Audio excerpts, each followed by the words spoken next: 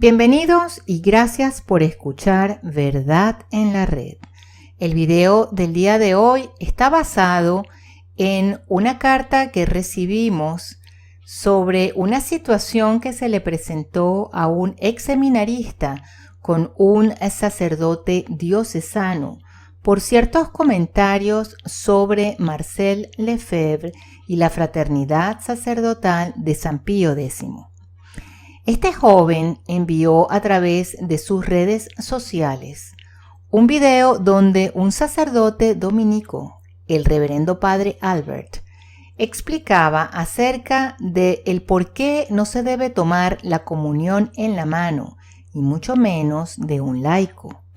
Entre los que recibieron el video estuvo un sacerdote conocido de este joven, el cual le respondió con un comentario un poco sarcástico, con visos de ignorancia a este seminarista, diciéndole que San Tarsiso debe haber sido un invento del hereje Papa Juan XXIII y que él parecía ahora lefebrista, después de haber temido por tanto tiempo a esos cismáticos, y que él era ahora como uno de ellos. Lo comparó con Lutero, Zwingli y los demás.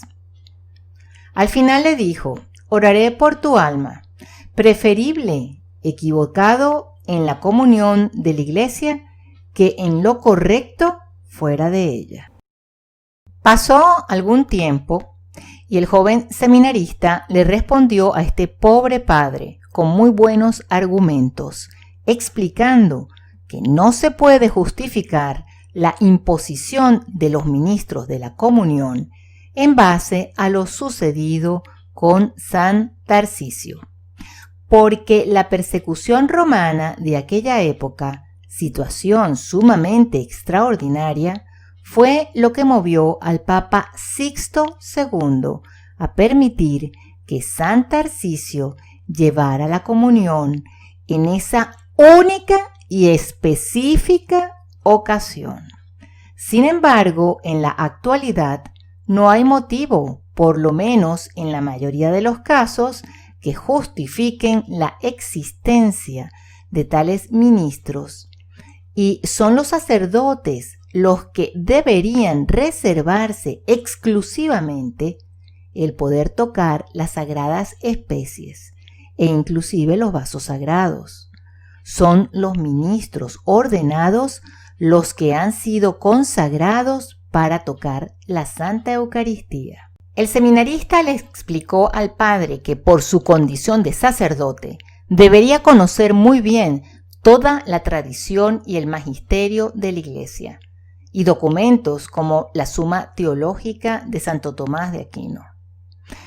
El padre acusó al seminarista de cismático, término que pareciese no conocer muy bien el pobre padre, pues el seminarista le explicó que para ser cismático hay que tener intención firme, clara y precisa de romper la comunión con Roma, lo cual nunca ocurrió ni con el arzobispo Lefebvre ni con la fraternidad sacerdotal de San Pío X, pues estos siempre han estado en continuo diálogo con Roma. Monseñor Lefebvre rechazó siempre enérgicamente las teorías sedevacantistas, rezando en el canon de la misa por el Papa y por el obispo diocesano, y siempre fue muy consciente de que la solución de los problemas de la Iglesia tenían que venir de Roma. Todo esto queda más claro por el hecho de que aún hoy muchos canonistas de renombre, como Monseñor Isidro Puentes, discuten sobre la validez de las excomuniones que recayeron en su momento sobre Monseñor Lefebvre y los 4 obispos ordenados por él. Continuó explicando el seminarista y le dijo: sin embargo, y para no entrar en detalles, a estas alturas no tiene sentido hablar sobre la validez de las excomuniones, porque dichas excomuniones fueron levantadas por el Papa Benedicto XVI en el 2009 Y luego el Papa Francisco concedió la licitud de los sacramentos celebrados y administrados por la Fraternidad Sacerdotal de San Pío X. Además, el propio cardenal Darío Castrillón Hoyos, quien por muchos años fue presidente de la Pontificia Comisión Ecclesia Dei, en entrevista señaló que en la Fraternidad Sacerdotal de San Pío X nunca se hizo realmente lo que llaman un cisma formal, ni cayó en herejía Monseñor ni su fraternidad, ni creó nunca una jurisdicción paralela.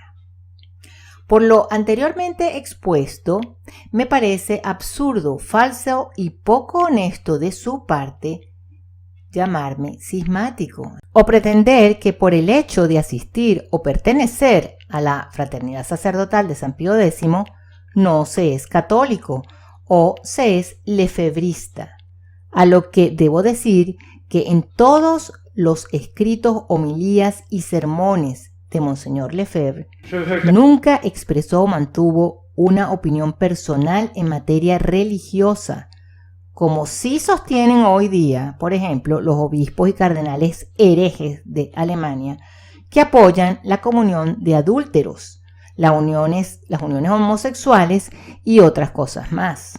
Por el contrario, el arzobispo Lefebvre solo, única y exclusivamente enseñaba la doctrina católica, tal como lo había aprendido en el seminario francés de Roma y con la cual pudo cristianizar a toda el África francófona, primero como misionero, como arzobispo de Dakar y luego como delegado apostólico del Papa para estos 18 países. Si por enseñar lo que él enseñó se es lefebrista, entonces el Padre Pío, San Pío X, el cura de Ars, San Juan Bosco y todos los grandes santos de la Iglesia fueron lefebristas.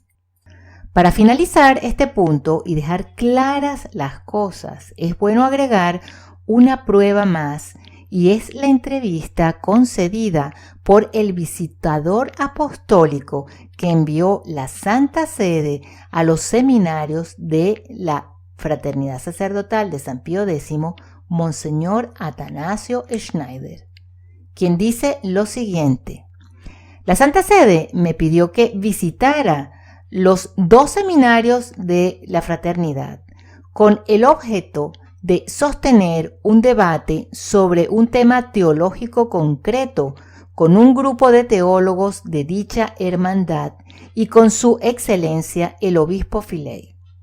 Esto demuestra que para la Santa Sede la fraternidad no es una realidad eclesiástica desdeñable, que es preciso tomarla en serio. Guardo muy buena impresión de mis visitas. Pude observar una sana realidad teológica, espiritual y humana en ambos seminarios. Otra cosa que argumentó el seminarista fue la crítica que le hizo el padre, que parecía un Lutero o un Zwingli.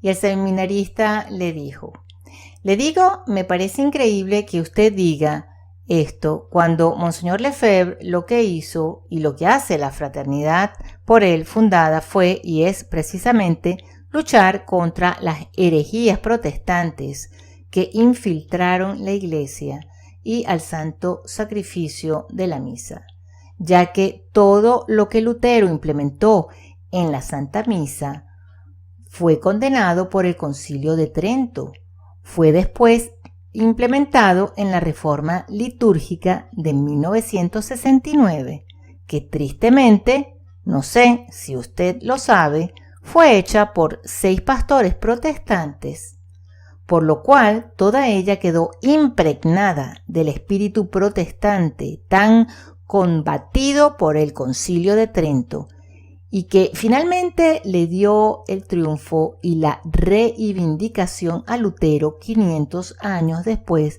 de ser condenado.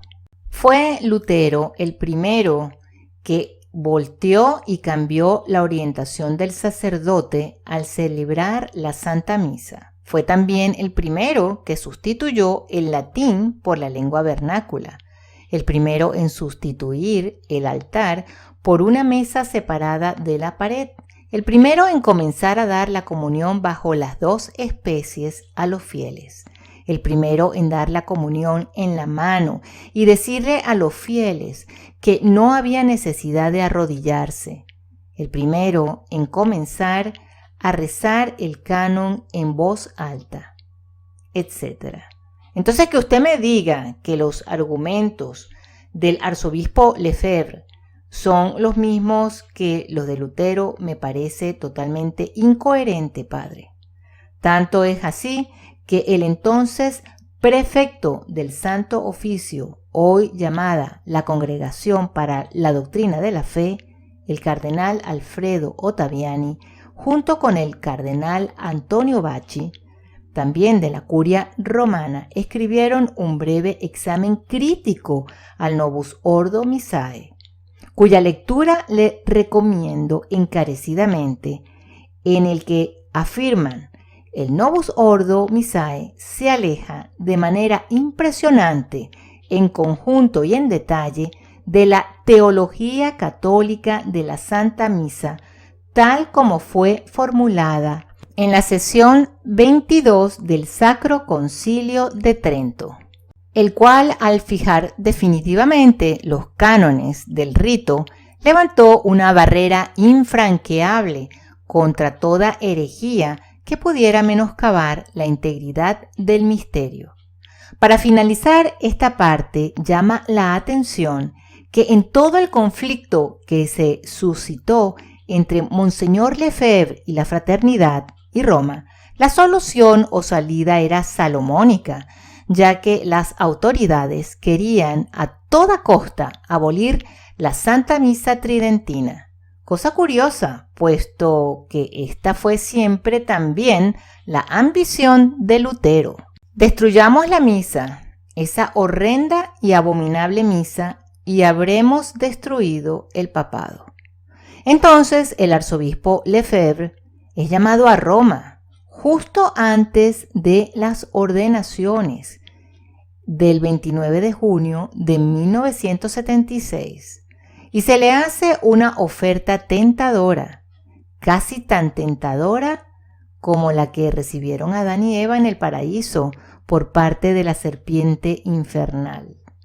Esta oferta es relatada por Monseñor Lefebvre de la siguiente manera: me han puesto entre las manos un misal nuevo, diciéndome: esta es la misa que debe celebrar y que celebrará en adelante en todas sus casas. También me dijeron que si en esta fecha, hoy 29 de junio, ante toda esta asamblea celebraba una misa según el nuevo rito, todo quedaría allanado entre nosotros y Roma.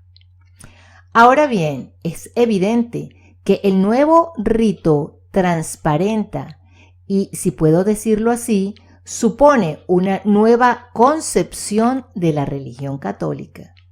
Es otra religión. Ya no es el sacerdote quien ofrece el santo sacrificio de la misa, sino la asamblea.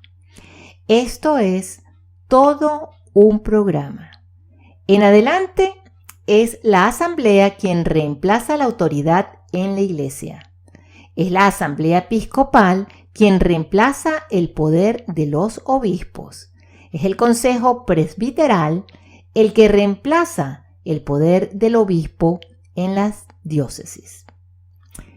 Es el número quien manda ahora en la Santa Iglesia, y esto está expresado en la misa precisamente porque la asamblea reemplaza al sacerdote a tal punto que ahora muchos sacerdotes no quieren celebrar la Santa Misa cuando no hay asamblea. Poco a poco es la noción protestante de la misa que se ha introducido en la Santa Iglesia. Esto es en las homilías de las ordenaciones sacerdotales de 1976. Lo que significa que todo el problema era la misa, no era la doctrina.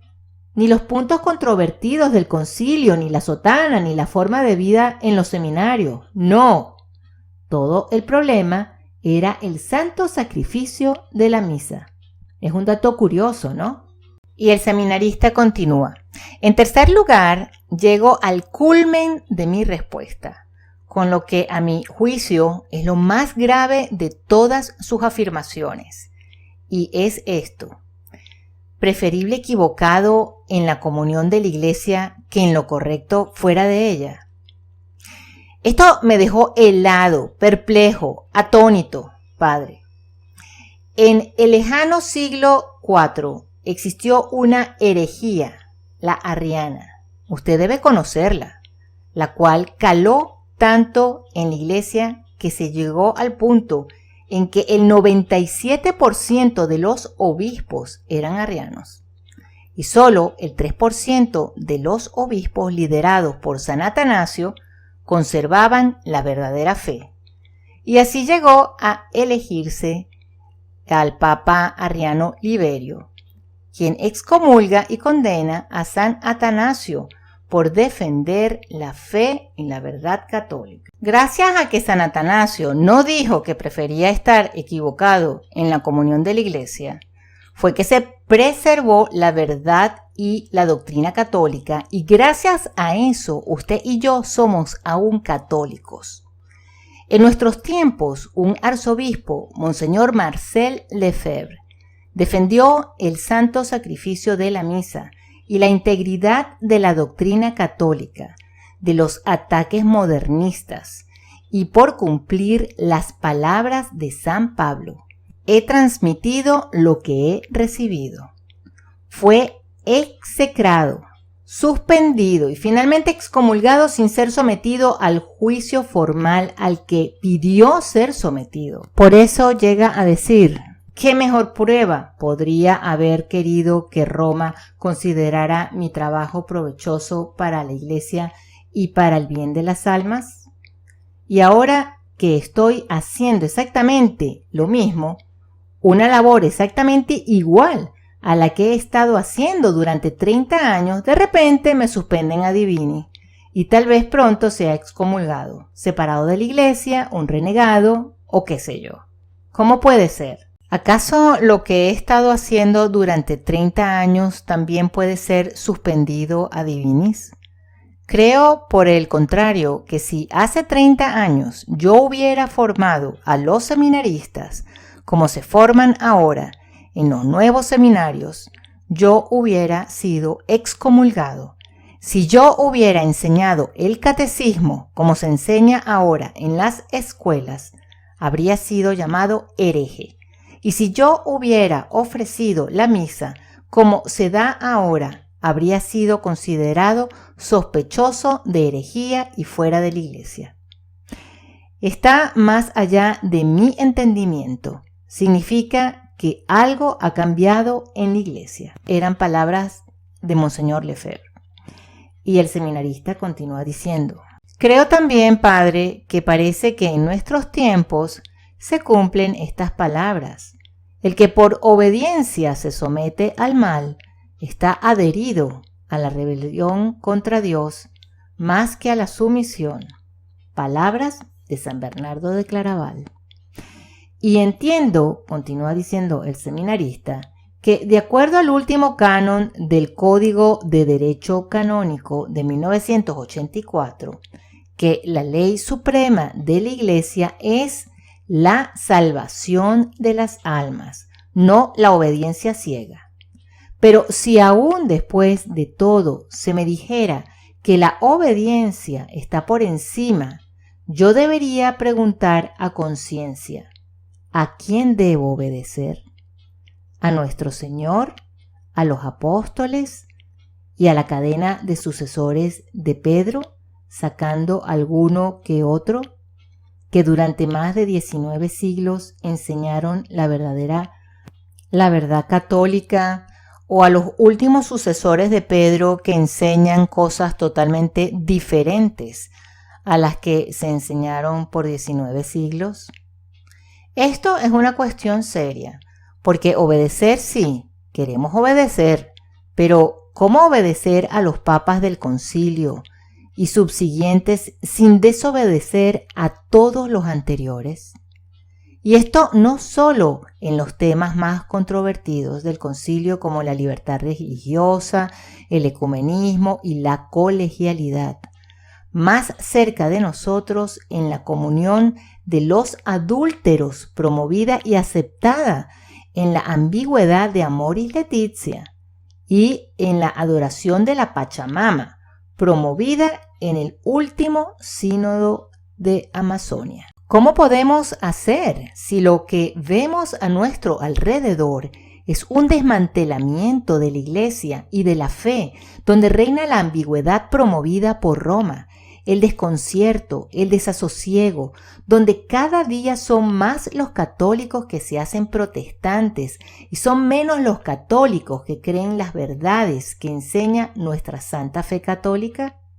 Sin ir muy lejos y hablando de estadísticas, un estudio realizado por la Conferencia Episcopal Americana demostró que el 66.67% de los católicos en ese país no creen la doctrina católica sobre la misa y sobre la transubstanciación, sino que asumen y aceptan la doctrina luterana.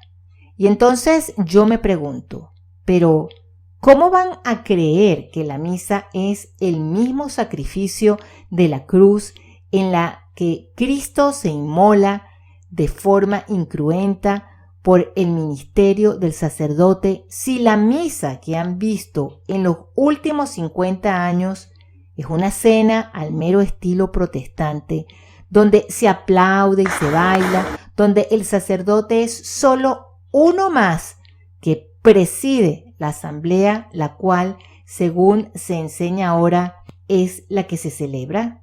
Desde 1965, año de cierre del concilio, y hasta el año 2002, año de la muerte de Juan Pablo II, 100.000 sacerdotes habían dejado el sacerdocio. El número de seminaristas cayó por debajo del 90%. El número de seminarios cayó por debajo del 60%. El número de monjas cayó también en un 60%, de 180.000 a 75.000, y la mayoría de las que quedan están ancianas y en retiro. Y de las 104.000 monjas maestras, el número disminuyó por encima del 90% a solo 8.200. Solamente en Estados Unidos, el número de ordenaciones sacerdotales disminuyó por encima del 70%. Muchas parroquias no han tenido vocaciones por muchos años. La mayoría de los colegios católicos con bachillerato han cerrado y muchos más siguen cerrando cada año. Mientras aborto, anticoncepción, homosexualidad y divorcios eran raros en los años 60, para el 2002 y subsiguientes años son pecados corrientes entre católicos. Todas y cada una de las 188 diócesis de Estados Unidos está confrontando demandas por abusos sexuales cometidos por sacerdotes. Richard Sipe, ex sacerdote católico y psicoterapeuta que ha estudiado los casos de abusos por más de 40 años, estima que el 20% del clero es homosexual. Se estima que para 1990, al menos 300 sacerdotes estaban involucrados con menores, 12.000 sacerdotes involucrados sexualmente con mujeres adultas y con miles de demandas por paternidad y unos 6.000 sacerdotes involucrados con hombres en relaciones homosexuales, lo que conlleva a un 45% involucrados en relaciones ilícitas. Pasando a los laicos, los números no mejoran, puesto que el Newsweek reporta que el 51% de los católicos dicen que aceptarían ir a la iglesia con un sacerdote abiertamente homosexual. El 44% está a favor de matrimonios homosexuales. El 39% aceptarían a un sacerdote homosexual en una relación de compromiso y el 56% está a favor de que gays y lesbianas adopten niños. Las anulaciones matrimoniales, por su parte, han aumentado de 338 en 1968 a 50.000 en el año 2002. Hoy en día, solo el 10% de profesores católicos aceptan la doctrina católica sobre la anticoncepción.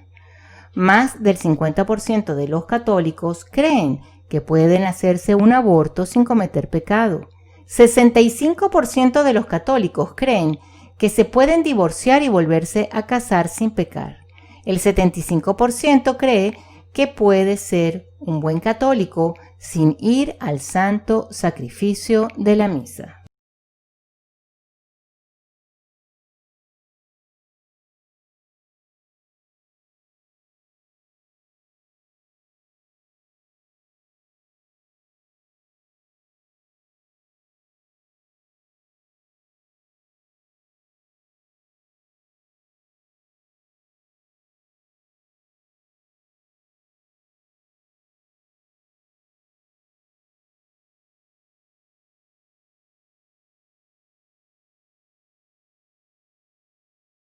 Todo esto es solo una pequeña muestra de lo que el mundo vive y que fue anunciado por Nuestra Señora del Buen Suceso en Ecuador, cuando dijo: grandes herejías se abatirían sobre la tierra a finales del siglo XIX y todo el siglo XX.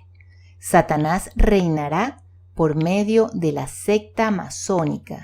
La luz de la fe se extinguirá en las almas debido a la casi total corrupción de las costumbres y el que debería hablar callará.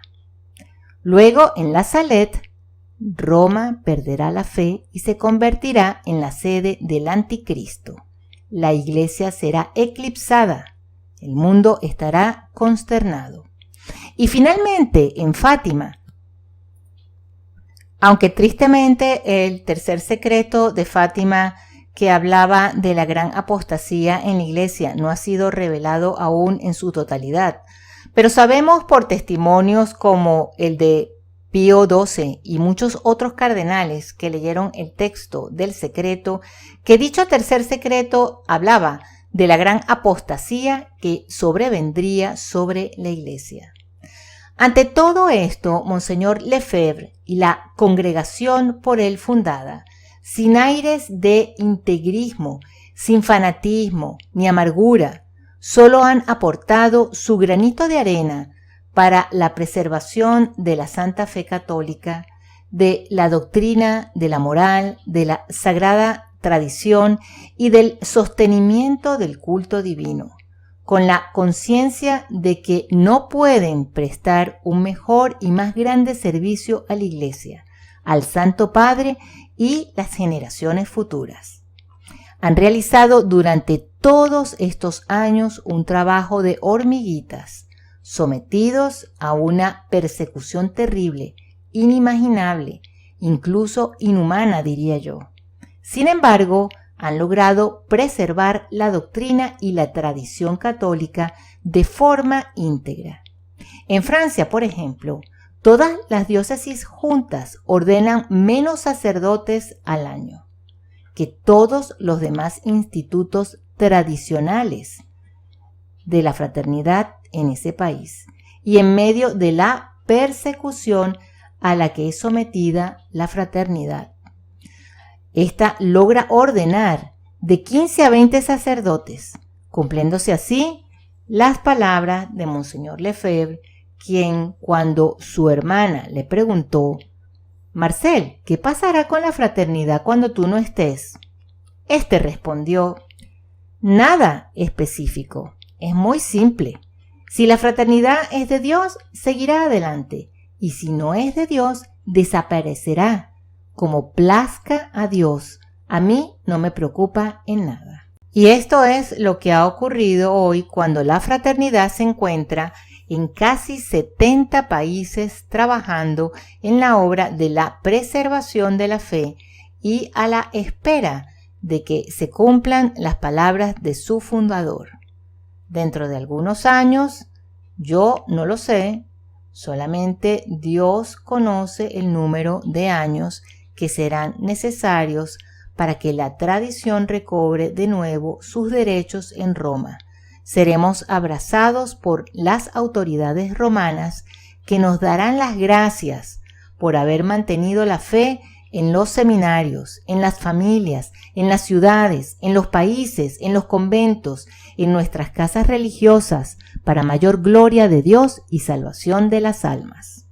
Y continúa diciendo el seminarista que me parece muy ruin que haya sacerdotes y personas que ofenden y calumnian a la fraternidad, a sus fieles laicos y sacerdotes, que solo se esfuerzan por vivir la fe católica en plenitud, teniendo familias numerosas de hasta 8, 9, 10, 11, 12 hijos o más, a los que se les enseñan los mandamientos, a guardar la fe, la virginidad y la pureza hasta el matrimonio, el rechazo de las modas del mundo, viviendo una vida sacramental entregada y luchando por agradar a Dios y dar testimonio de la verdad católica en el mundo.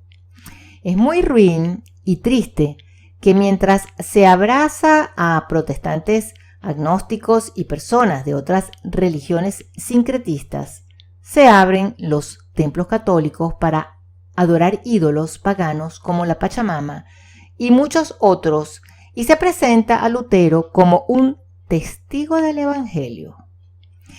Se cierran las puertas y se ofenda a la fraternidad sacerdotal de San Pío X y a su fundador, que lo único que han hecho y hacen es decir, transmitir lo que recibieron. Se cumplen entonces las palabras de Monseñor Lefebvre, quien llega a decir: Satanás ha logrado verdaderamente un golpe maestro, logra hacer condenar a quienes conservan la fe católica por aquellos mismos que deberían propagarla y defenderla.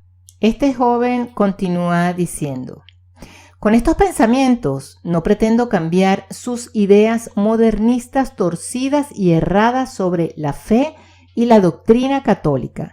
Solo pretendo que usted se informe un poco más y reflexione, lea y profundice un poco más antes de emitir juicios de valor y, sobre todo, que respete a los obispos, sacerdotes, religiosos, religiosas y a los cientos de miles de fieles de la fraternidad que se esfuerzan por ser católicos íntegros y vivir la fe en plenitud de acuerdo a la enseñanza moral y a la práctica bimilenaria de la Iglesia en medio de un mundo que camina en dirección al abismo. Me despido con este hermoso documental sobre la vida y obra de Monseñor Lefebvre, titulado Un obispo en la tormenta. Bueno, aquí concluye la carta de este joven ex seminarista. Después, en la carta que él nos envió a nosotros, en verdad en la red, se lee la respuesta que recibió por parte de este sacerdote, y fue la siguiente: sigue por tu camino, negando lo que Pablo VI, Juan Pablo II, Benedicto XVI y Francisco aprobaron.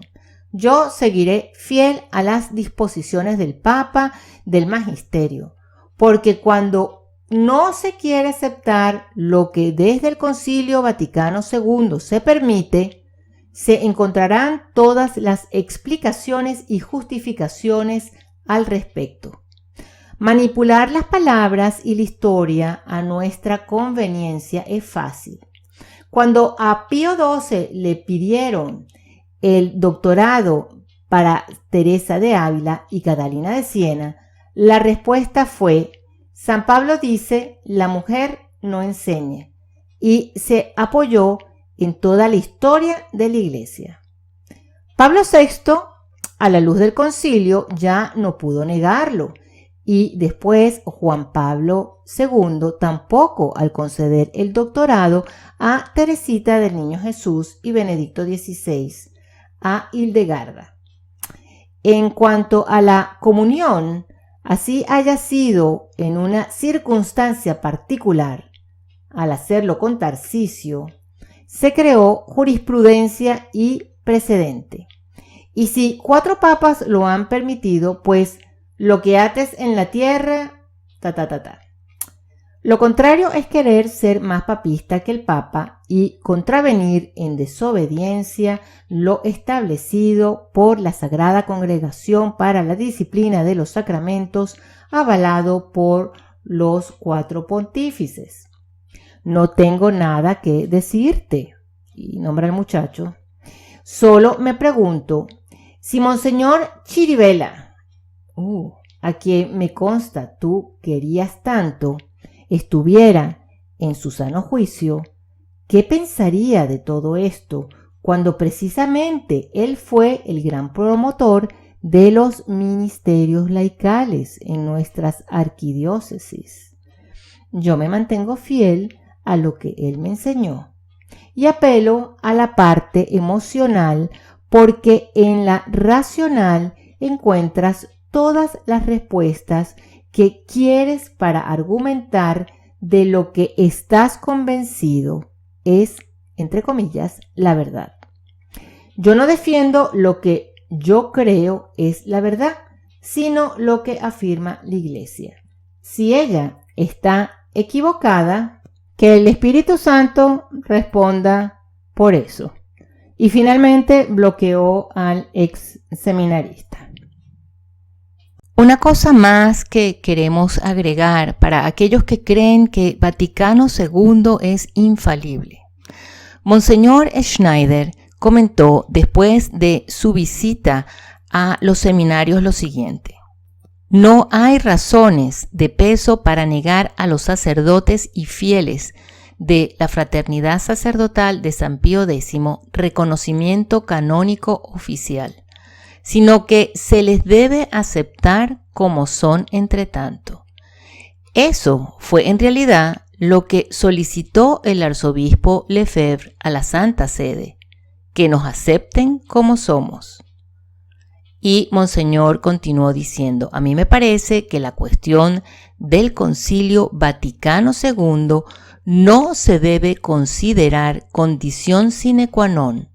Si Vaticano II se trató de una asamblea con fines y características pastorales y por parte de las declaraciones conciliares reflejan únicamente las circunstancias del momento y tuvo un valor temporal, como suele pasar con los documentos disciplinares y pastorales, si nos fijamos en la perspectiva de los 2 milenios de la historia de la Iglesia, el hecho de que la Sociedad de San Pío X crea, celebre los ritos y lleve una vida moral como exigía y reconocía el Magisterio Supremo y como observó universalmente la Iglesia durante siglos, y si además reconoce la legitimidad del Papa y de los obispos diocesanos y reza públicamente por ellos, debería bastar para reconocer canónicamente a la Fraternidad Sacerdotal de San Pío X por parte de la Santa Sede. De lo contrario, perderá obviamente esa credibilidad tan maniada de apertura pastoral y ecuménica que tiene la Iglesia hoy día. Con la respuesta final que dio este sacerdote, nos vamos a permitir agregar algo nosotros. Es triste y lamentable ver cómo hay sacerdotes que son ignorantes de las verdades de la fe y de la historia de la Iglesia.